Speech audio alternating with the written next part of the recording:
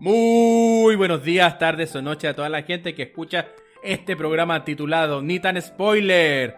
Aquí al habla David desde Caldera y como es todas las semanas me acompaña mi querido amigo desde Santiago de Chile, Rodrigo. ¿Cómo estamos?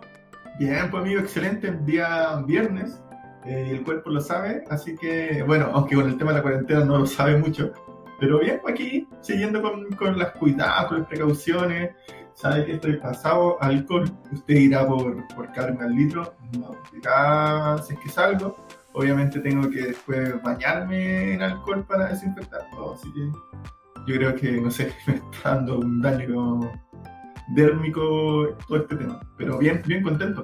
Yo tengo una aversión en este rato no al alcohol, al cloro. Porque como tenéis que desinfectar muchas de las cosas, si te cae alcohol, o sea, cloro en la ropa, no es muy grato. ¿Y usted le desinfecta las cosas que trae con cloro? Yo lo hago con alcohol. Lo que pasa es que, a ver, cuando tengo dos cosas. Una que mandaron de la pega, que es una solución ¿Ya? desinfectante que ocupan en los hospitales, de hecho, para sanitizar. Y aparte tengo otra solución Bueno, tengo otra solución a base de cloro. Entonces hay algunas cosas que las desinfecto con la cuestión a base de cloro. Y ya me manché un par de poleras. Y no pienso, no oye, pienso, es penca esa cuestión. Pero no pienso desecharla, fui a ocupar la manchada y todo. Tenga que ir donde tenga que ir. Prefiero hacer eso. oh, qué fome. A mí me pasó la otra vez, el año pasado, que me compré unos pantalones re buenos, me salieron igual caros. Y como después de la primera vez de utilizarlo, lo manché con cloro. No, yo la polera, la polera que manché ahora es una polera que se había transformado en mi favorita del año 2020. 2019-2020. Y la manché. Pero La regalona. menos mal que fue la solución con agua y cloro. ¿Por qué? Porque se manchó, pero igual pasa piola. O sea, tenés que fijarte para cachar que está como desteñido. Pero era la regalona como para salir a carretear o la regalona como para ir a las marchas. Si es la regalona para ir a las marchas, no, al contrario, le da No, más no, caché. no era para las marchas. Para las marchas tengo otra. Uh, Para ahí lo que no me puede faltar es el pañuelo. El pañuelo, el pañuelo así como serbio, una cosa así. Ese sí que no puede fallar. claro. Pero Y no, para las sin polera marchas. ahí. Y sin polera, claro. Así mostrando las presas. Y no, es muy. No creo que sea muy grato para la gente que pasa andar viendo esos Pero como espectáculos. amigo, si usted ahí Esos espectáculos es el penosos. sex symbol de Carvera. Sí, pero no. No es por eso. Es el sex symbol. Así que eso. Oiga, amiguito, ¿y ha visto algo en la semana? Aprovechando ahí el encierro.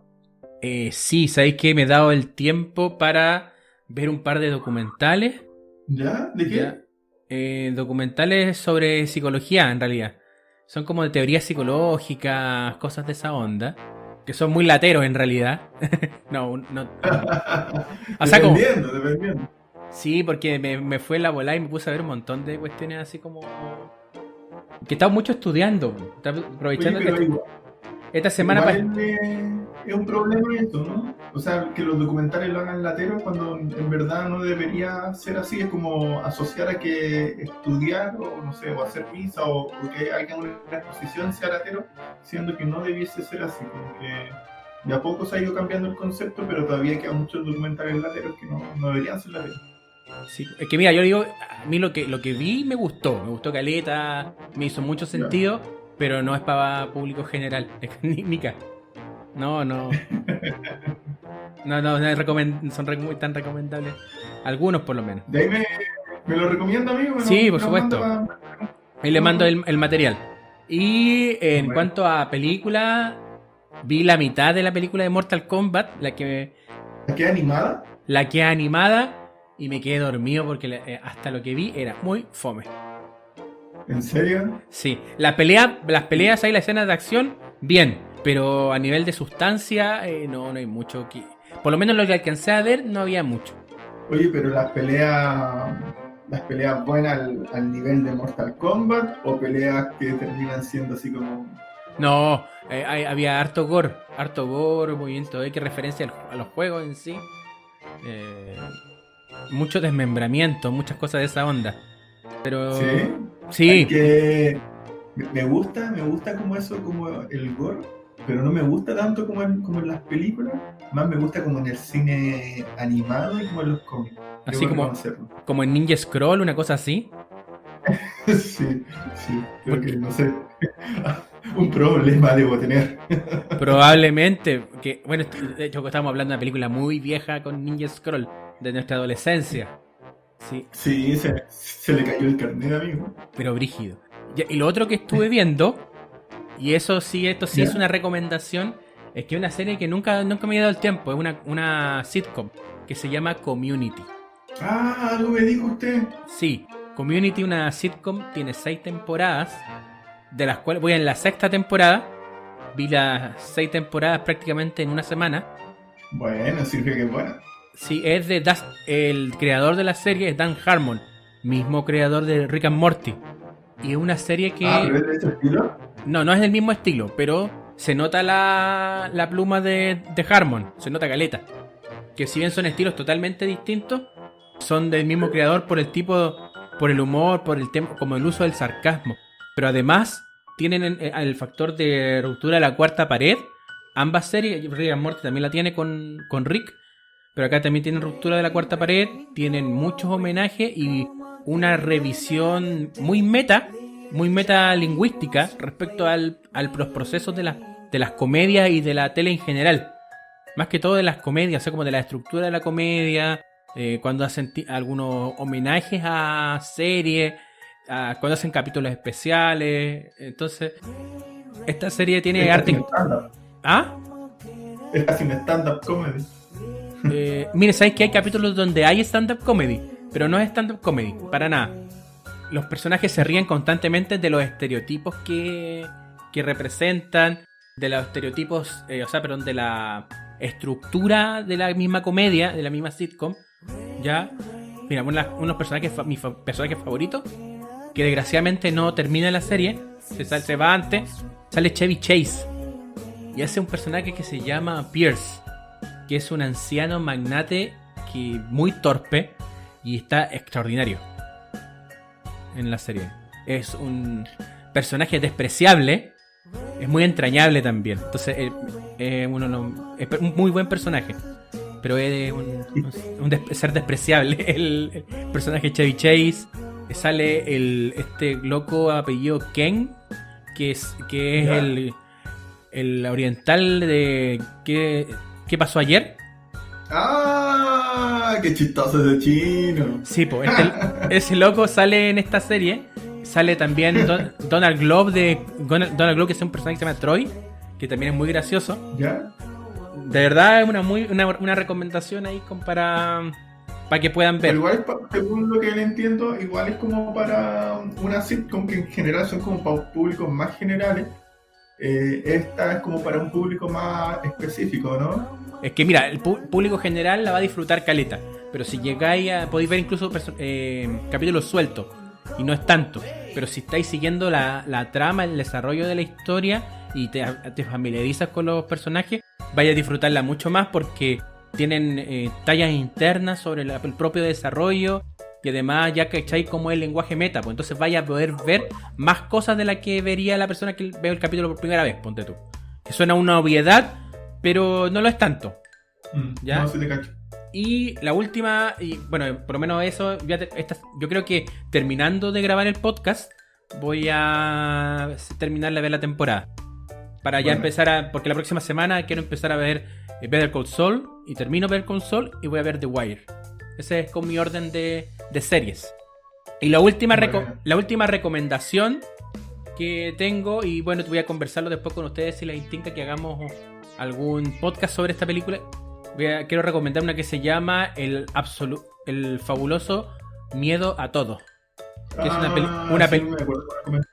una película británica del año 2015, protagonizada por el británico favorito de todos, Simon Pegg, el mismo actor que protagoniza y escribe junto con Nick Frost y con Edward Wright, en la trilogía El Corneto, que es Shaun of the Dead, Hot Fuzz y El Fin del Mundo, que es como uno de los sidekicks de Tom Cruise en la nueva Misión Imposible también.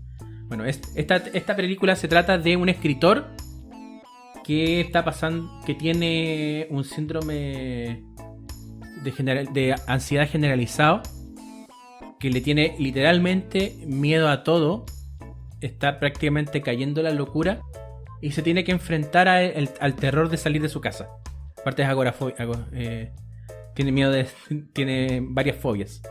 Entonces tiene que salir de su casa porque está quebrado, no le queda nada de plata y está obsesionado con que lo quieren matar. Suena muy oscuro, suena súper oscuro, pero es una comedia negra y es maravillosa. De verdad, el personaje Simon Pegg tiene uno creería que no, pero tiene un muy buen registro cuando es brillante en comedia y es brillante en drama, porque tú notas cómo sufre el personaje, pero lo meten en situaciones que de verdad son muy graciosas. Bueno, amigo, sí, le vamos a echar un vistazo. Yo la busqué, pero no. En verdad, alcancé a ver 5 minutos, no alcancé a ver más, pero voy a estar ahí en mis pendientes. Sí. ¿Y usted, amigo, qué ha visto? Mira, la verdad he visto pura tontera. He visto, como les comentaba en capítulos anteriores, algunas cosas que han quedado pendientes, que al final uno no vio en su momento.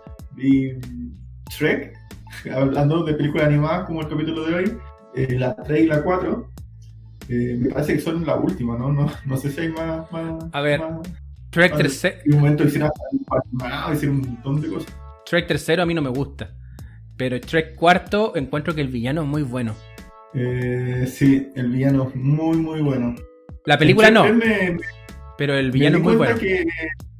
Que esta... no me acuerdo cómo se llama la canción que la asocian a Thor en Ragnarok. Cuando se pone en acción, en verdad Thor se la copió a Shrek, que la ocupa en Shrek 3. Así que ahí me derrumbó un poco la ilusión. Pero ¿sabes qué? Tanto en Shrek como en Thor, la canción está muy bien ocupada. No, es que es tremenda canción. Y sabes que no a todo el mundo le gusta, mucha gente le estresa, pero es tremenda canción y está, como dice usted, muy, muy bien ocupada. Y bueno, en Thor marca el inicio y el final, que es como algo que hemos hablado de Taika Waititi, que tiene como esas características en sus películas, mezclar el humor y partir súper alto las películas al tiro, y también cerrarla también bien arriba, así que bien. Sí. ¿Qué más vi? Oye, espérate, un paréntesis. Me estaban pidiendo acá el nombre de la canción. Se llama The Immigrant Song de Led Zeppelin. Sí, de eso, buenísima. Es cortita, pero muy, muy buena. Hay gente que le estresa un poco, bueno, a mí en verdad me gusta, creo que es uno de los grandes temas de Led Zeppelin. ¿Qué más vi? Vi unas películas así como de príncipes, como Un Príncipe en Navidad 1 y 2, y de hecho falta la tercera. Usted sabe que hay que ser de esposo de repente, así que estoy queriendo mi señora ver esas películas. ¿Qué más vi? Vi un documental de Johnny Cash, cómo fue, entre comillas, buscado, utilizado entre comillas, por Nixon para acceder al sector sur de Estados Unidos para generar adherencia, porque obviamente Nixon siempre ha sido cuestionado. Así que hay un documental interesante que mezcla la política con la música. ¿Qué más vi? Había visto, le había contado la vez pasada Journey 2 con La Roca, así que vi Journey 1, que es el viaje al centro de la Tierra. También entretenida, bueno. Vi también Doctor Dolittle con Robert Downey Jr., también entretenida. En verdad todas esas películas han sido livianitas, son livianitas y como que fáciles de ver, porque en verdad uno no necesita aplicarle tanta atención y las tramas son más bien simples y lineales, así que no son tan complejas, que se pueden disfrutar en familia si es que están pensando en panoramas, sobre todo que ahora vamos a hablar de películas animadas donde muchas veces uno tiene que a veces cabecearse para buscar una película que pueda ver el niño, el adolescente, el adulto y la puedan disfrutar. Eso más o menos. Buena. Bueno, el capítulo de hoy es un capítulo especial porque, si bien es cierto, este programa está generalmente orientado al público adulto, hoy queremos conversar sobre una película. Bueno, a título personal me gustó mucho cuando salió y siento que es una película que es muy muy conversable, sobre todo con el público objetivo que son los niños y adolescentes. Creo que la conversación de hoy día está un poco ligada al cómo hablamos de ciertos temas con los niños y con los adolescentes. Y para eso vamos a reseñar, analizar y conversar la película Inside Out, o como llegó a Latinoamérica con el título de Intensamente. Esta película está dirigida por un caballero que se llama Peter Docter, director de otras películas del estudio Pixar, como son Monster University. También estuvo involucrado en Up, que esa es mi película favorita de Pixar. Y también dirigió Monster Inc., algunos cortos de Pixar, y la que se estrenaría probablemente este año, que se llama Soul. Bueno, estamos a puerta de saber si es que se va a estrenar o no, pero ahí estuvo también metido este caballero. Amigo, ¿nos puede contar de qué se trata Intensamente? Por supuesto, amigo. Bueno, usted ya lo dijo, Intensamente la película la trae Pixar. Pixar, que comentaba el Feña hace un par de capítulos, que en verdad ha partido como avión, pero como que en el último tiempo se ha pegado su guatazo. Pero bueno, en ese tiempo mejor dicho, cuando salió Intensamente, esta película fue de amplio éxito y todavía se recuerda. De hecho, muchos hasta el día de hoy esperaban como la segunda parte. En verdad, el director, independiente de la gran ganancia que tuvo por esta película, decidió mantener solo una opción, como que hablamos también con las películas de Shrek, de Kung Fu Panda, que en verdad uno no sabe ni cuántas películas hay, entonces muchas veces el mensaje o la marca se va diluyendo. Entonces viene ahí por el director que buscó respetar la película.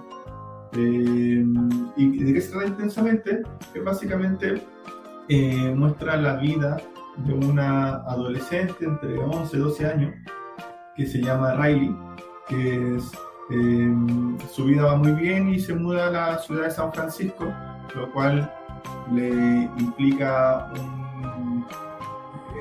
un montón de cambios en su vida, lo cual está como condimentado o es la fuente de la película, que uno puede ver este exterior, las cosas con las cuales se enfrenta, pero también puede ver el interior de la mente, de la intensa mente de Riley, y ve cómo las emociones van apareciendo y se van movilizando en función justamente a los desafíos que le pone el exterior.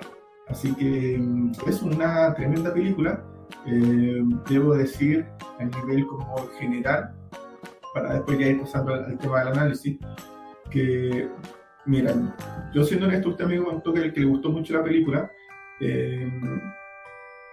A mí me gustó más o menos, pero me gustó más o menos porque, como cuando hay películas que tocan temas psicológicos, creo que soy como más exigente que con el resto de las películas.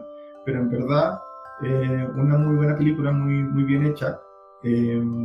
Como usted dice, apunta hacia los niños, pero apunta hacia los adultos, sobre todo, y bueno, que también toca la película, que trabaja con muchos conceptos y simbolismos, que seguramente es muy posible que los niños pasen por desapercibidos. Entonces, en verdad, es como una manera de educar a los menores en cuanto a las emociones, pero también educar hacia los padres, y sobre todo con el tema de la crianza. Está desarrollada de manera muy correcta. Creo que, y quizá donde fui más exigente yo, es que, claro, hay temas que no toca, que no aborda, o que podría sacarle más provecho de las emociones, o qué pasa después de las emociones, pero en general, pensando al público al que apunta, cumple totalmente su objetivo. Eso en términos generales, una película bien lineal, trata de hacer lo más posible entendible los conceptos que trata de tocar, que como dice el David, como dijo recién con los documentales, muchas veces se pueden tornar lateros, se pueden tornar complejos de entender, sobre todo en el tema del lenguaje, que muchas veces ocupan los libros de psicología y filosofía, que cualquier persona que lo agarra, en verdad, es probable que le parezca que está en chino. Así que en ese sentido, muy bien, esta película le fue también muy bien, ganó Tengo entendido que el Oscar a mejor película animada en su momento, así que en cuanto al contexto, bastante bien. No sé qué le pareció a este amigo. Bueno, como adelantaba, a mí me gustó la película, partiendo por ahí. A mí generalmente me pasa que cuando el tema base central de una película es la psicología, también tiendo a ser un poco más exigente con el material que veo. Si bien es cierto, intensamente tiene ciertas imprecisiones con lo que se dice, o cómo se estructura la mente humana, siento que en lo que logra ser como muy gráfico en el papel funcional de las emociones.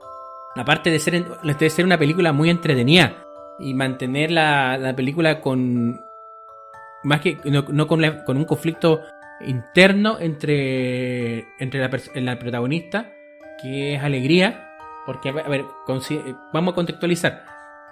Riley es la niña que es el motor de la película, pero en sí misma ella no es la protagonista, pues la protagonista son las emociones, los protagonistas son las emociones que viven dentro de ella. Y las emociones que vemos es la alegría, la tristeza, la rabia, el asco y el miedo. Esas son las 5 emociones básicas que nos presentan como protagonistas. Y particularmente a quienes seguimos es a alegría y a tristeza. Lo divertido de esto es que quien tiene más tiempo en pantalla es alegría. Y independiente que como que tengamos la idea de para qué nos sirve la alegría, o lo mucho que a la gente en realidad nos gusta estar alegre, qué tanto se pone en manifiesto la necesidad social de estar alegre. Alegría es súper nazi para sus cosas, porque dentro de como del mundo de Riley trata que siempre ella esté feliz y constantemente poniendo la felicidad por sobre cualquier otra cosa. Entonces creo que representa muy bien esto de que se piensa que la gente feliz encaja mejor, y lo representan súper bien, siento, dentro del desarrollo de las emociones. Versus lo que pasa con tristeza, que tristeza básicamente la tienen relegada de las otras emociones, evitando lo más posible de que la niña, de que Riley sienta algún tipo de pena, y manteniéndose siempre con la alegría. Inclusive las otras emociones, la rabia, el asco y el miedo, también tienen un peso menor dentro del mundo emocional y expresivo que tiene esta niñita. Riley tiene 11 años, ¿cierto? Tiene 11, claro, 11 pasando los 12. 11 años, ya. Entonces una preadolescente todavía. Y los preadolescentes más en la actualidad, tenéis cabros chicos que se han criado. Bueno, esta película hace 5 años atrás, así que lo digital también ha cambiado un poco desde lo que se veía en ese entonces hasta ahora. Los niños en el 2015 estaban menos metidos en pantallas, con más actividades, pero tampoco tan diferentes, o sea, digámoslo. Pero lo que me gusta de la película es eso, de que te muestra un mundo emocional y controlado por ciertas exigencias que se le hacen a la gente, y desde el entorno, y también autoimpuestas, porque vemos mucho de que los papás refuerzan esta idea de que la Riley sea siempre feliz, que esté siempre contenta, que esté siempre alegre. Me gusta también el cómo los padres, porque te muestran centros de comando dentro de la cabeza de la niñita, y los padres, y cada uno de los centros de comando tienen una emoción que es la que lleva el liderazgo. Y el liderazgo es la mamá, cuando muestras en el paneo de su mundo emocional. La capitana es la tristeza, y en el papá el capitán es la ira.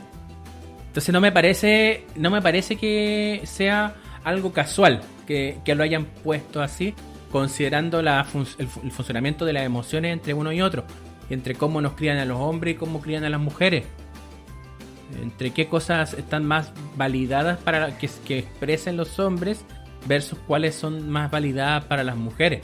Aun cuando la película no se mete en ese embrollo de poder destramar el por qué se da esa estructura en dos personajes, pero sí te lo pone, y no es tan sutil. Entonces me gustó harto eso. Sí, amigo, con respecto a lo que usted señaló, y que si bien es uno de los temas como importantes de la película, pero que no lo hace explícito, es que si bien nosotros disponemos de estas emociones básicas, porque hay más emociones, y también no lo hace explícito, pero a partir de las emociones también aparecen los sentimientos, aquí se queda más como el tema de las emociones. Esta disponibilidad de emociones va variando según la situación y la experiencia. De hecho, si uno se fija en la película, cómo se posicionan los personajes varía según el momento que atraviesa Riley. Y a pesar de ello, o sumándole a ello, nosotros, a través de nuestras primeras experiencias de vida, aprendemos conductas que nos resultan bien para responder a esa a sus primeros desafíos, y esas conductas las instauramos como mecanismos de respuesta para nuestra vida en general. Son nuestros patrones de conducta, y esos patrones de conducta tienen a la base emociones. Es decir, nosotros, en base a nuestras primeras experiencias de vida, generamos emociones que están más disponibles que las otras emociones. En el caso de Riley, ella tiene más disponible la emoción de la alegría, y esa emoción, como emoción central, modela el funcionamiento de las otras emociones. Por eso esta emoción va como regulando a tristeza, a miedo, a desagrado, y por eso en otras personas quien lleva el mando es otra emoción en base a su propia experiencia personal. De hecho, cuando parte esta película, parte tocando rápidamente el nacimiento de Riley. Y cuando nace, lo primero que ve es a la mamá y al papá, obviamente, en el parto, en el nacimiento. Y el papá lo primero que le dice es: mi niña alegre, siempre vas a ser mi niña alegre. Y ella, ese concepto en el lenguaje lo interioriza, y por eso yo creo que parte siendo la alegría su emoción principal, y seguramente con los siguientes eventos que tuvo en su vida. Por eso también nos invita a los que somos más adultos y a los que tenemos también niños a cargo, en enseñarle la importancia también de cuidar las palabras, porque esas palabras son las que muchas veces influyen y significan a las personas. Por eso muchas veces, o hay muchos retractores a ocupar diagnósticos de manera lapidaria, es decir, tú eres bipolar, tú eres trastorno límite, tú eres trastorno tanto, porque el lenguaje es tan potente que la persona, al integrarlo, se conceptualiza y arma todo su comportamiento en función de esa concepción. Así que yo creo que no lo hace explícito, pero sí lo toca, de que la alegría, en el caso de Riley, es la emoción principal que modela el funcionamiento de las otras emociones. Y otro tema, volviendo un poco a los símbolos, es que, si se dan cuenta, estas emociones hechas en caricatura, cada una tiene su color y tiene su forma, que supuestamente la tratarían de asociar justamente a aspectos de esta emoción. Por ejemplo, el caso de alegría es como una estrella, en el caso de, no sé, de asco es como un coliflor, algo así. Verde como un coliflor, o sea, pero como un brócoli, que es algo que no le gusta a Riley. Sí, y en ese sentido, como esta simbología, que no lo toco de manera explícita, yo creo que pensando en que apunta la película a un público transversal, y que a lo mejor no se puede detener también en la dinámica a explicar cada aspecto, es que, si se dan cuenta, en el caso de alegría, alegría en su color amarillo no es el único color que se hace presente. Tiene el cabello azul, los ojos azules, y en su vestido tiene como, no sé si, unas flores azules. Es decir, hay una intencionalidad con el color azul. ¿Y cuál es el color azul? La tristeza. Y eso nos lleva justamente a lo que proponen muchos autores, que la alegría, o mejor dicho, rebobinando un poco para atrás para replantearlo. Mucha gente aspira a la felicidad como expectativa, a ser feliz, y hay un montón de libros y teoría y gente que apunta al tema de la felicidad como un tema de centrarse netamente como en esta emoción de la felicidad. Pero la felicidad no puede ser felicidad si no se le asocia a la tristeza. Es decir, cómo asimilamos experiencias, no lo quiero llamar negativa porque en esto no hay emociones ni positivas ni negativas, que es un tema que yo considero que valoro de esta película que me gustó. Al integrar como algo entre comillas positivo o parte de la vida estas experiencias de tristeza, nos genera el espacio para la alegría. Yo creo que también ese es uno de los temas que toca la película, que en verdad a mí me gusta bastante. Lo que sí me queda un poquito al debe es, como le digo, con el tema de las emociones, con los sentimientos. ¿Por qué? Y como en nuestra película hay un mundo externo y un mundo interno. En el mundo externo hay estímulos. Los estímulos no tienen significado. El cuerpo de nosotros los asimila, pero nuestros receptores neuronales no califican, no le dan significado a estos estímulos. Es el cerebro que en primera instancia le da un significado, que es la emoción. Y como se ve al final de la película, tenemos emociones todas las personas y también tienen los animales. Pero a raíz de las emociones se hace otro procesamiento nuevamente y surgen los sentimientos, lo cual no tienen los animales. Y creo que ahí se quedó un poquito más o menos al debe en explicar esa parte, que creo que quizás yo pensé que le iba a mezclar cuando al final pone este tema como de las emociones con distintos colores, es decir, como las emociones más compuestas. Y yo dije, aquí a lo mejor se va a lanzar con el tema de los sentimientos, pero no, se quedó hasta ahí. Pero en general muy buena película, con bastantes conceptos, y como le digo, muy, muy dinámica y muy transversal para que sean entendidas por distintos niveles etarios. Yo creo que esto de no explicarte el procesamiento de los sentimientos y menos de las pasiones, porque hay tres grandes procesos afectivos que tenemos los seres humanos, que la emoción, la pasión y el sentimiento. Bueno, y hay un cuarto que tiene que ver con la motivación. Pero creo que no se hizo para no sobrecomplejizar la película. Porque si bien es cierto, presentando algunas emociones básicas, que no son todas las básicas, presentar a todas las gamas de emociones existentes, que son las emociones secundarias, sería complejizar la película, y además que también generaría, creo que, problemas narrativos, netamente. Porque la película entiende muy bien esto de las emociones no son buenas ni malas, como lo decía usted, amigo, sino que cumplen ciertas funciones en las personas.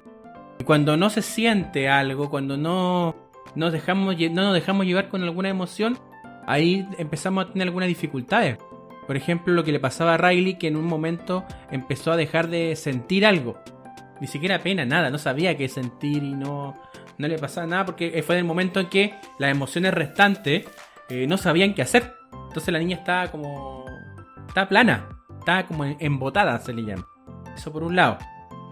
Pero tomando de vuelta esto de la funcionalidad, lo pone en servicio de la narrativa, que es mostrar el conflicto, porque claro, no hay villano, pero sí hay un conflicto. Y en este caso el conflicto tiene que ver con el cambio, que va por ese lado. ¿Por qué elegimos esta película? Porque acá estamos presenciando un cambio que viven tres personas, que son la familia de Riley, con su papá, su mamá y ella, que es trasladarse de ciudad y hacer cosas distintas en esta ciudad nueva. Ya en el caso del papá, tiene un trabajo nuevo y está muy demandado por esta nueva pega. La mamá está tratando de mantener las piezas de la familia unida, y Riley tratando de evitar sentir la pena que conlleva cambiarse y perder todas las cosas que tenía en su pueblo natal, en su pueblo de origen. Y aquí convenientemente sacan las dos emociones que no vemos, pues. La que controla todo, que es la alegría, porque es imposible se le hace ya imposible sentirse alegre a la niña. Está evitando la tristeza también, que sale de escena. Sale de escena dentro de este como comando central. Y ponen estas dos emociones a entenderse. Lo que piensa usted, amigo, del tema del simbolismo, lo encuentro muy acertado. Muy, muy acertado. Sobre todo pensando que los gringos a la tristeza le dicen blue. Sí, bueno, claro, exactamente, ahí vienen los blues. Tienes Los razón. blues. Sí, pues. Hay una canción que, bueno, vuelvo a tirar el chirolazo para que mis colegas acá vean BoJack Horseman. BoJack Horseman cierra con una canción que se llama Mr. Blue, el señor Tristeza, que es muy bonita y es muy... es melancolía pura. Y aquí, claro, pues, la tristeza, como la funcionalidad de la tristeza es mostrarte algo que es doloroso y es hacia adentro. Tiene que ver con la introspección, porque te muestra al sobrecogerte con el tema doloroso, con el tema relacionado con pérdidas, con dolor. Es un momento para mirarse a uno mismo, que siempre es necesario mirarse a uno mismo. Cosa que no sucede cuando estamos alegres, porque la alegría es hacia afuera, es expresiva. Netamente tiene que ver con eso, con hacia afuera, tiene que ver con el interactuar con otros, tiene que ver con expresión. ¿La tristeza puede transformarse en alegría? Sí. ¿Y la alegría a su vez en tristeza? Sí. ¿Cómo? Y ahí te dan un ejemplo bien bonito, que es... Riley se acuerda, o sea, perdón, la tristeza, o sea, alegría, encuentra un recuerdo, porque acá simbolizan los recuerdos como esferas que van construyendo la personalidad de las personas. Y en esta esfera hay un recuerdo que es de un evento que Riley pierde porque le gusta jugar hockey, pierde un partido de hockey. Entonces queda muy triste por eso. Y llegan los papás y la empiezan a consolar. Y después llegan los amigos a consolarla y la pasa bien. Alegría solamente se acuerda de que la pasaron bien, pero no se acuerda de qué gatilló que después se sintiera bien, que era sentirse contenida, querida por la gente de su alrededor. Y tristeza, por otro lado, se quedaba solamente con esto de que fue un día triste. Pero esa tristeza también llamó a otros a consolar y a que todos pudieran resignificar el momento. Y eso es lo bonito, porque cuando las personas somos capaces de hacer esa cuestión, de entender de que las cosas no son grises, o sea, perdón, no son blancas y negras, a veces hay grises, hay otros colores entre medio. Y con el tema del cambio, pensemos ahora en lo que nos está pasando ahora y que muchas veces no consideramos tanto. ¿Qué les pasa a los cabros chicos con vivir un cambio tan fuerte como tener que dejar la vida externa, de hacer cosas fuera de la casa? Al punto de que muchas de las autoridades se están cuestionando si permitir hacer una especie de ordenanza, sobre todo en lugares donde hay cuarentena total, para que los niños y niñas puedan salir una hora a la calle y poder jugar. Miren el nivel de que se está visibilizando esto. O qué tanto nosotros hablamos de cómo procesan las emociones o qué cosas encuentran importantes los y las cabras chicas. Porque generalmente no, como adultos no hacemos ese tipo de cosas. ¿Cómo procesan los cambios? Te los pongo en términos concretos. Yo generalmente escucho, y esto no solamente en la clínica, en general, cuando un niño está sufriendo, digo, pero son típicas cosas de cabros chicos. Y eso es como que le damos un poquito menos de valor, quizás, a lo que le está pasando a las cabras y los cabros chicos. Cuando partió esto, me acuerdo que se hablaba de explicarle a los niños, a las niñas, qué era el coronavirus. Pero nos quedamos solamente con explicarle cómo funciona el bicharraco o qué implica el tema del bicharraco. Por ejemplo, hoy día mi sobrina me mandó una foto. Y las fotos que me mandó eran de las cifras de contagiados chilenos versus las cifras de contagiados mundiales, los recuperados y los muertos. Entonces yo le pregunté, oye, ¿por qué me mandaste esto? Y dijo, no sé, está el celular de mi mamá. Pero si me lo mandaste, ¿quiere decir que te llama la atención? Me dijo que sí, me llama la atención. Ya, ¿y por qué te llama la atención? De ahí tuvimos una conversa, terminamos riéndonos, después de todo. Pero a lo que voy es esto, de cómo procesan los cambios los niños. En la película es bien interesante porque los padres, la madre que de Riley está más cercana a entender de que su hija está pasando por algo. Pero, y esto también tiene que ver con una cuestión cultural, generalmente a las mujeres son menos de hacer, sino son más de insinuar que los hombres hagan cosas, más que hacerlas ellas mismas. ¿Por qué? Porque por temas de crianza, generalmente las mujeres son las que ordenan, organizan, pero otros son los que ejecutan.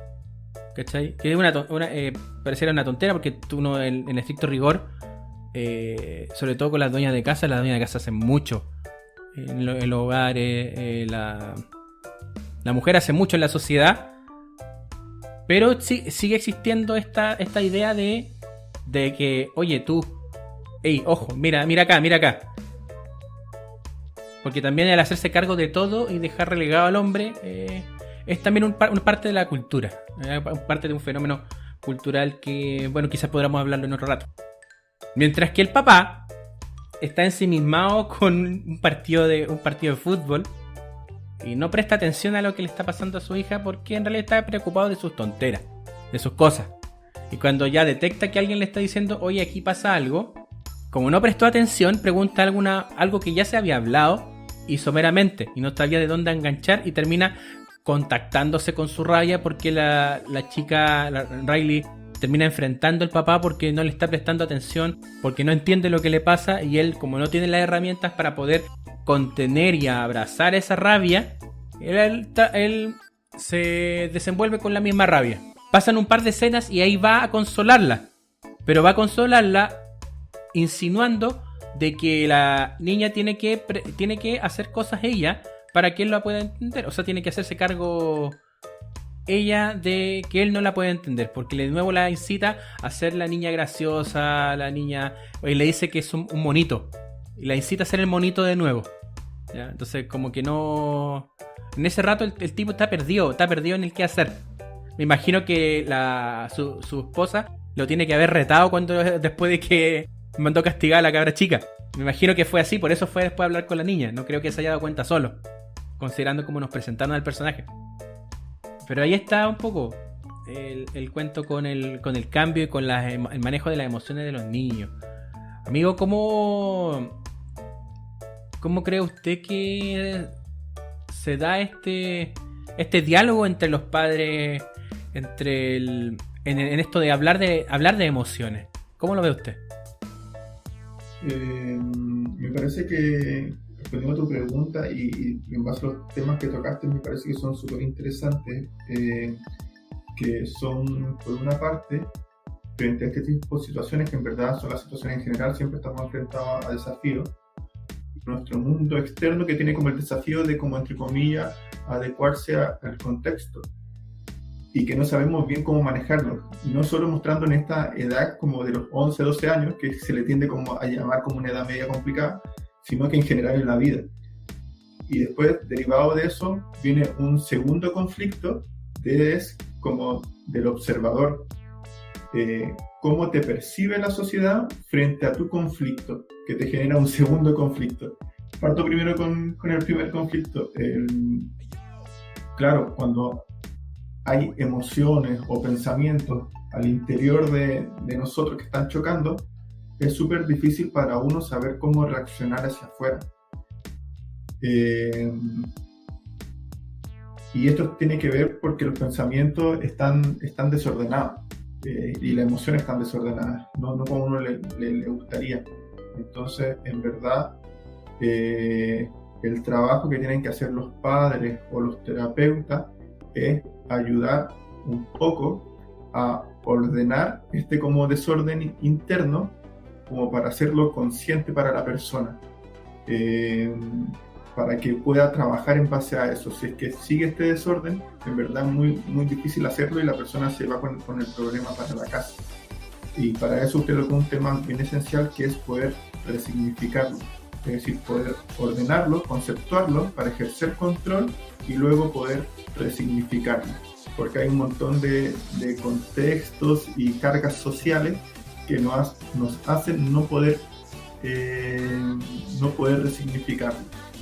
Y creo que ese es un poco el rol de los padres, de apoyar a los hijos frente a las emociones, a resignificar, a entender, por ejemplo, que lo que le pasa puede ser normal, por ejemplo, si tiene pena, a vivir esa pena, y no como lo hacen, por ejemplo, en este caso los padres, que buscar exigirle al pequeño, a la pequeña, que vuelva a ser parte de la norma, como que vuelva a ser alegre, en vez de hacerlo vivir la experiencia.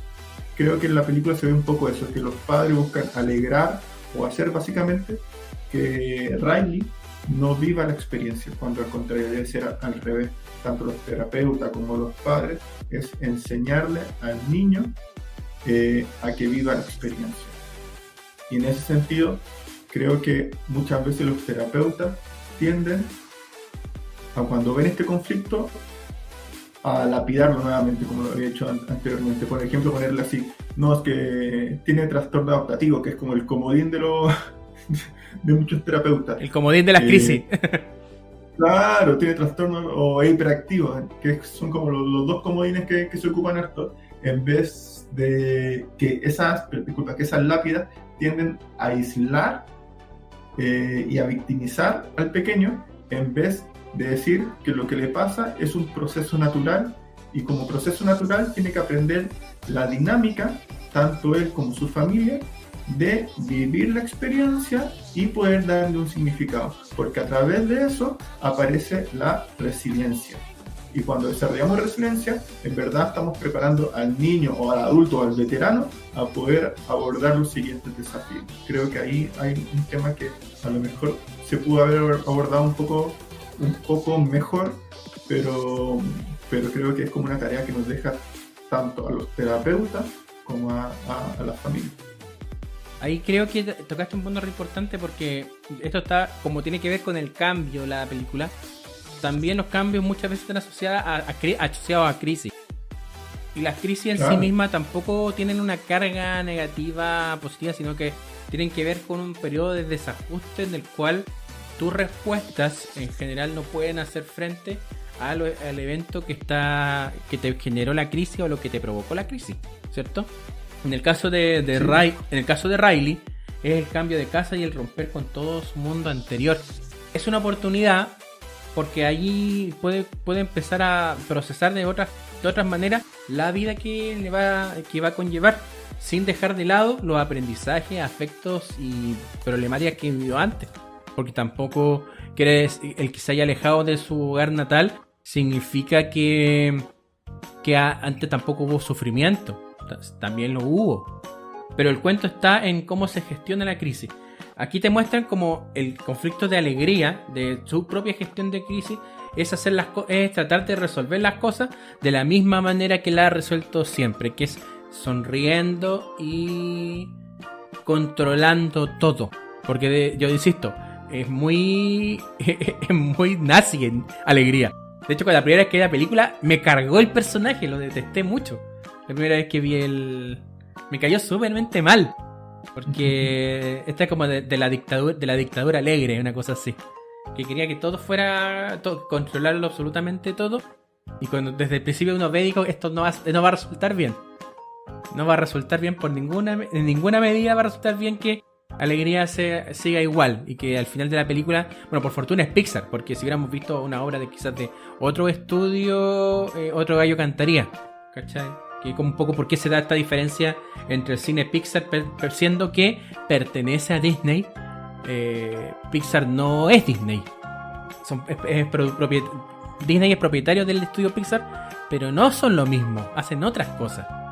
Lo único que conserva Disney creo que es un poco el espíritu de Walt, que es innovar, es hacer cosas nuevas y presentar cosas nuevas, presentar inquietudes propias y no hacer la fábrica de salchicha, que es lo que viene haciendo Estudio Marvel, ¿cachai? Es la fábrica de salchicha versus esto otro que es la innovación, ¿ya? Pero vuelvo a las crisis. Entonces Alegría busca hacer las cosas de la misma manera y evitar por cualquier medida una solución distinta y echar para abajo a los que tratan de proponer algo distinto. Cuando lo que primero que puede movilizar una solución es primero revisar qué ha funcionado y qué no. Porque si algo no ha funcionado, ¿para qué te va a ir por ese lado? Preguntemos cosas depende de la tele hoy día y ver cómo tosudamente ciertos personajes siguen tomando las mismas decisiones que no han dado efecto. Y no es solamente con el coronavirus, es con el funcionamiento de la sociedad en su totalidad. Entonces aquí Alegría estaba empecinada. Nos presentan otro personaje, que es un personaje entrañable, que es un amigo imaginario, que se llama Big Bob. Big Bob, y que es una suerte de potpurrí de animales que llora... Big Bob, y que llora... Sus lágrimas son dulces. Genial. Es genial, y el simbolismo de eso es tremendo. Porque, claro, la niñita desde chiquitita le dijeron tener que ser alegre. Entonces, nadie llora dulces. Y los dulces que hacen te dan alegría. Entonces, llorar te da alegría. El simbolismo es re bueno. Es potente. Y tiene un cohete que funciona a canciones.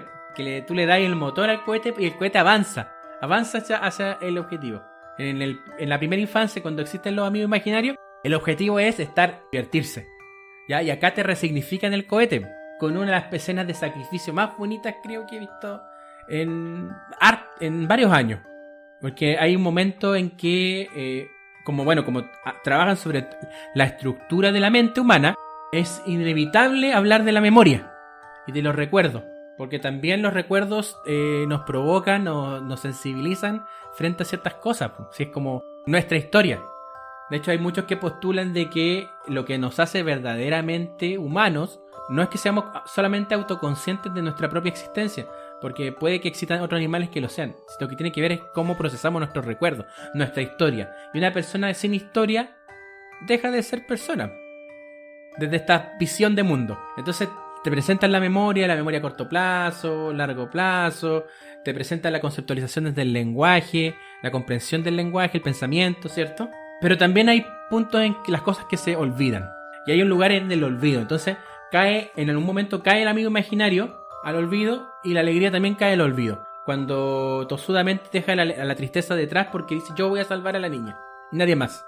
Y cae, y en el caer se da cuenta de que en realidad ya no tiene la respuesta y se sensibiliza y llora y siente pena. Entonces el amigo imaginario que cumplió su función cuando la niña era pequeña, era entretenerla. En este rato tenía un conflicto más grande y entonces está dispuesto a ser olvidado, pero que la alegría llegue a puerto y logre su cometido, que es solucionar el problema emocional, ya con el aprendizaje de que necesitamos de la alegría, porque la alegría te permite procesar de forma distinta a lo que te está pasando. Entonces se suben a un cohete, al cohete de Big Bob, que también cayó en el centro del olvido, y lo hacen funcionar y se dan cuenta que es mucho peso para el cohete. Entonces el amigo imaginario se sacrifica y pasa al olvido. Y es una escena de sacrificio hermosa. Es hermosa. Muy bueno. Es buenísima. Y ya, pues logra salir del olvido de la alegría y buscar la tristeza. Mientras paralelamente Riley trata de arrancarse la casa porque quiere ir a generar nuevos recuerdos. Está movilizada por la rabia. Y en este caso, sin ninguna emoción que la contenga, la rabia es ciega y es imparable. Por eso es que también es importante el tema de pero la rabia, uno pensará que la rabia es negativa. Y no, volvemos al mismo punto. Las emociones per se no son ni positivas ni negativas. Solamente cumplen funciones. Y en la medida que les permitamos cumplir las funciones, le traen provecho, beneficio a las personas. Pero si las dejamos correr solamente, ahí nos enfermamos. Nosotros estamos llegando a casi... ya pasamos la barrera en los 30 y algo. Aquí los panelistas. Ya pasamos esa barrera. Cada día más cerca... Cada día más cerca de los 40. Y fíjense que en este pasar, cuando converso con amigos y personas con las que no he tenido mucho contacto desde hace años, sobre todo varones, en este rato están con conflictos relacionados con el manejo de su propia ira, de su propia rabia, de no aceptar cosas del otro y darse cuenta de que no aceptan cosas del otro, de sus parejas, de sí mismos, y que en el fondo la han estado embarrando. Y las mujeres con las que he conversado, que están también en una situación similar, la barrera que tienen en este rato es: no he vivido todavía, siempre ha sido en función de otro o de otra. ¿Por qué? Tragan. Entonces por eso que decía que la cuestión del director al poner que el comando de la mujer lo tiene la tristeza y el comando del hombre lo tiene la ira, me parece que no es casual, tiene un objetivo, y un objetivo creo que cultural, como procesamos este tipo de cosas tanto hombres como mujeres. Sobre todo a la edad en la que estamos, porque la gran mayoría de la gente de nuestra edad hoy tiene por lo menos un hijo o una hija. Hijos de 5 o 6 años generalmente. Entonces ahí hay un temita que tiene que ver con la crianza y que nos llama a nosotros, a los adultos, a revisarnos. Y a revisarnos quizás también en concordancia con lo que le pasa a nuestros niños. Hay otra escena muy bonita de la película, cuando se resuelve el conflicto. Lo voy a hacer con spoiler porque esta película es de hace 5 años atrás. Ya hay tiempo suficiente para haberla visto. Y en todo caso, saber lo que pasa no te arruina la experiencia. Eso es lo bueno eso es lo bacán de las buenas películas.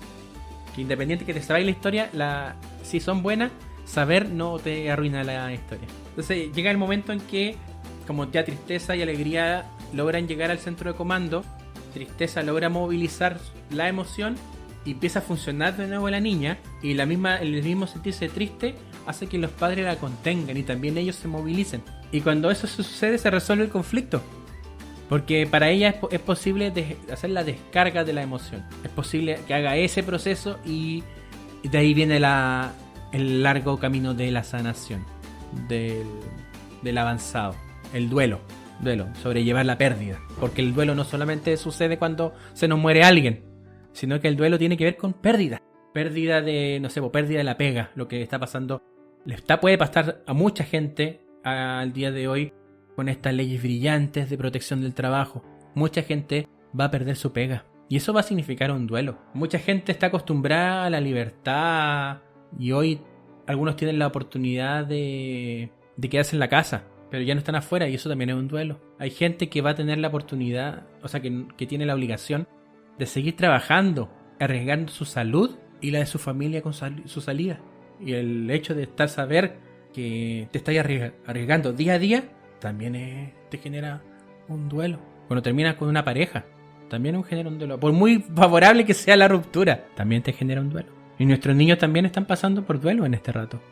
Y bueno, amigo, yo me quedo en verdad en verdad esta película toca hartos temas que para nosotros son bien interesantes con el David, que nos gustan harto, pero por los tiempos, por el tema del podcast, igual se nos van a quedar mucho en el tintero, así que bueno, si tienen alguna duda o algo, igual nos pueden contactar o mandar sus recomendaciones para tocar ciertos temas. Pero yo me quedo con el tema de lo que usted dijo, amigo, con el tema de la invitación, con la invitación de ser consciente. Y como vimos en esta película, hay emociones que están más disponibles que otras. Hay emociones que modulan el funcionamiento de las otras emociones y están asociadas a nuestros patrones de conducta, a cómo reaccionamos, y también está asociado a lo que tú dijiste, amigo, del tema de las crisis. Una manera de reconocer cuáles son nuestras emociones, nuestros patrones a la base, está en cómo reaccionamos frente a las crisis. Cuando tenemos una crisis, una situación desafiante, surge nuestra parte más instintiva, nuestra parte como más primaria, y ahí surge nuestra emoción más básica y nuestra respuesta, nuestras conductas más básicas. ¿Por qué hago la distinción en cuanto a lo que sentimos, a cómo actuamos? Que si bien debiesen ser coherentes, es decir, debiésemos actuar como sentimos, no es así. Y ahí está también un poco asociado a lo que usted dice, amigo, de las diferencias de género. Muchas veces los hombres frente a situaciones complejas de crisis reaccionan con conductas de rabia, y las mujeres reaccionan con conductas de pena, con el llanto, no sé. No significa que la persona pueda estar sintiendo eso. Significa que una conducta puede ser que sea más socialmente aceptada que otra. Por ejemplo, culturalmente es menos aceptado que el hombre tenga pena, entonces cuando tiene pena, muchas veces las expresa con conductas de rabia. Y al revés, las mujeres cuando tienen pena, muchas veces cuando tienen rabia, la expresan con conductas de pena. Entonces, el llamado es a ser conscientes, a saber reconocer en estos momentos como de crisis cuál es nuestro sentimiento a la base, qué es lo que nos genera mayor disponibilidad, y en segunda parte, relacionado, es cuáles son nuestras primeras conductas, nuestras conductas más asociadas. ¿Por qué lo digo eso? Porque en base a eso está el desarrollo. En verdad, el desarrollo personal se basa justamente en el crecimiento. En ese sentido, es importante ser consciente de uno mismo, porque las emociones que tenemos a la base no necesariamente, perdón, mejor dicho, que tenemos a las bases que modelan el resto de las emociones, nos van a estar acompañando siempre el resto de la vida. Y no está mal que nos pase eso, no está mal que sintamos eso. Sí es importante ser consciente de frente a esa emoción a la base, la respuesta que tenemos, qué tan adaptativa en cuanto a costo y beneficio en base a nuestros propios intereses nos resulta. Por ejemplo, en mi caso, yo generalmente frente a situaciones como de crisis y tensión, reacciono con la emoción de miedo. Es la emoción que tengo más disponible y no está mal, no es para avergonzarse o algo así, al contrario, es saber conocer. Entonces, cuando te haces consciente, sabes que generalmente la conducta que acarrea esa emoción te permite revisarla y ver si es adaptativa o no para las circunstancias. Puede ser que sí, puede ser que no, y al no serla, te permite modificarla, y ahí está el verdadero crecimiento personal. Entonces yo me acoplo un poco a eso, a la invitación a ser conscientes. Hicimos una dinámica esta semana para este podcast. Resultó más o menos. ¿Por qué? Porque ¿sabes que me escribió gente que hizo el ejercicio de ver con sus hijas y con sus hijos la película, pero los niñitos no quisieron grabar el audio? Y hay poco audio disponible. Los vamos a poner acá después de que termine de comentar. Pero la gran mayoría sí me comentó las impresiones de los niños, que están como reacios a mandar el audio. Bueno, gajes del oficio. Y está bien. Y está bien. No, y está bien, no hay que obligar, eso es otro tema, no hay que obligar a los niños, por ejemplo, a hacer cosas que en verdad no les nacen, no es natural. Muchas veces nos pasa que a uno le pasa así como que denle el beso a la abuelita, a la tía. ¿Cierto? Y si el niño no lo quiere hacer, en verdad no hay que obligarlo a hacerlo. No. Pero aún así quisieron comentar. Y dentro de las cosas que más se comentan desde lo primero, porque hicimos dos preguntas. La primera tenía que ver con qué es lo que le gustó más de la película, y la otra que tenía que ver con la funcionalidad de las emociones. Entonces lo que comentaban sobre todo fueron más amigas que amigos los que comentaron lo que hablaba su hija. Y decían que lo que más le gustaba, pucha, los colores, porque la película es colorida, es muy, muy bonita de ver. Los gags, los chistes también. Les gustaba mucho Bebop. A todos les gustó, incluso cuando les dio pena que se muriera o que se quedara ahí. Los más chiquititos me decían que se haya quedado ahí atrapado en ese lugar y que no salga. Que le había causado pena, pero le había gustado. Y en cuanto a las emociones, habían algunos que decían que eran como para decir cosas. Eso es como el comentario más frecuente. Es como que eran para decir cosas, para poder decir como cuando tenemos pena, y tenían una comprensión no muy excelsa por la edad, pero sí muy realista de las emociones, y que creo que en la medida que vamos creciendo las vamos llenando de peros, de impericia.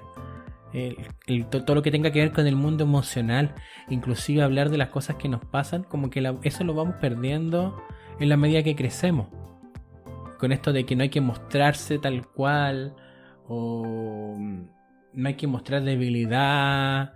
Fortunadamente los niños no vienen con esa carga todavía, y sería bonito poder enseñarlo y aprenderlo, del hablar desde el sentir. No solo desde del ver, del escuchar, sino del sentir también. Es un poco más saludable en la medida que nos ayuda a estar más en contacto y saber qué nos pasa. Porque a veces estamos tan perdidos y es netamente porque no miramos. No miramos, nos vimos, nos sentimos lo que está ahí. Y que puede incluso ser hasta evidente. Está ahí. Entonces también, aparte de eso, yo creo que una invitación que también le podríamos hacer a nuestros auditores, a nuestro público, es ese, el conversar. El podcast nosotros lo tenemos para poder un poco expresar nuestras ideas e impresiones sobre el cine, pero también qué nos provoca el cine y qué nos evoca. Las historias y los recuerdos evocan muchas cosas. También nos brindan algunas oportunidades de crecimiento. No digo que eso signifique que todo el cine que veamos sea para poder pensar, no, también de vez en cuando una película palomitera que nos ponga el cerebro en remojo y chao, no está mal, para nada. Pero sí creo que es importante trabajar sobre la historia, porque de alguna manera la tradición oral, ahora tenemos tenemos libros, tenemos internet, tenemos muchas formas de poder traspasar la experiencia, pero la experiencia de la tradición oral, de contar con otros, de hablar con un otro, creo que es un ejercicio que en alguna medida no estamos, como sociedades, no lo estamos haciendo tanto. Escucha que, bueno, los pueblos tradicionales, los pueblos originarios, mucha de su historia la mantienen a través de la tradición oral. Y a mí siempre me llamó la atención, sobre todo cuando era chico, el por qué hablaban tanto de sus cosas, por qué el tema de vestirse de una forma bastante particular. Y creo que la respuesta está en eso, en que mantienen sus tradiciones, porque la forma de transmitirles a partir de la visión de lo comunitario, la pertenencia, también a través de lo comunitario. Nosotros tenemos eso circunscrito netamente en la historia familiar, pero no en nuestra historia como pueblo. Muchas veces no se habla de la historia como pueblo.